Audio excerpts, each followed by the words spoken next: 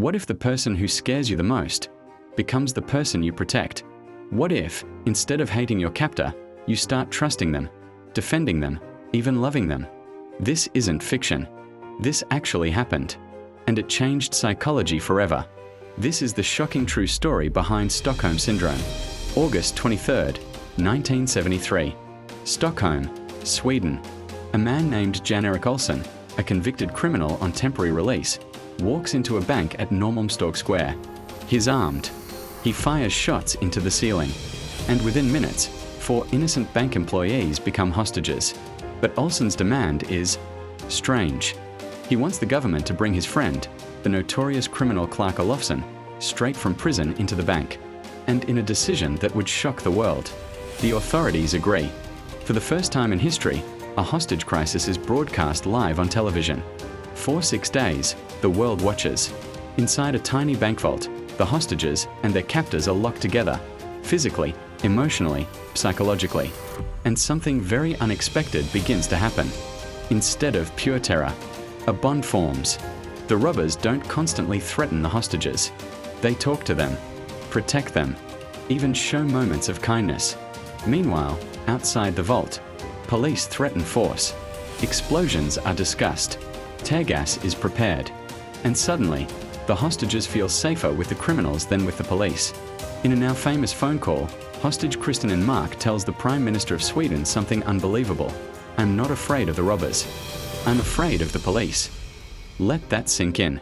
When the crisis ends on August 28th, with tear gas forcing the robbers to surrender, everyone expects relief. Instead, the hostages defend their captors, refuse to testify against them, and even raise money for their legal defense. The world is stunned. Psychiatrist and criminologist Nils Bajero studies the case closely. He gives this bizarre reaction a name: Stockholm Syndrome. From a psychological perspective, it's a survival mechanism. When your life depends on someone else, your brain searches for safety. Small acts of kindness feel enormous. The captor becomes the protector. And outside threats feel more dangerous than the person controlling you. Your mind adapts, not because you're weak, but because you want to survive.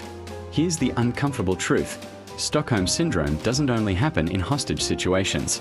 It can show up in everyday life. Abusive relationships. Victims sometimes defend abusers and minimize harm because emotional or physical survival feels tied to the abuser. Workplace dynamics. An overbearing boss who also gives favors can create employee loyalty and silence complaints. Cults and high control groups. Leaders isolate members, then reward compliance with attention or small privileges. People become fiercely loyal.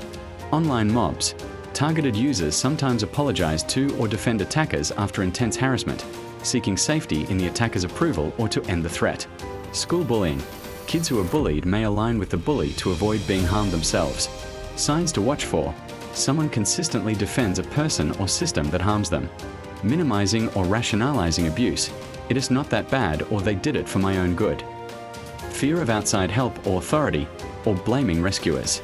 Sudden loyalty after episodes of cruelty mixed with kindness. Common signs: justifying harmful behavior. Feeling guilty for wanting to leave. Seeing outsiders as the enemy. Confusing fear with loyalty. The brain bonds where survival feels threatened. Stockholm Syndrome reminds us of something powerful. The human mind will rewrite reality to feel safe. Recognizing it isn't about blame, it's about awareness. Because once you understand the pattern, you can break it. Curious for more wild history and the psychology behind it? Follow for more surprising stories and fascinating facts.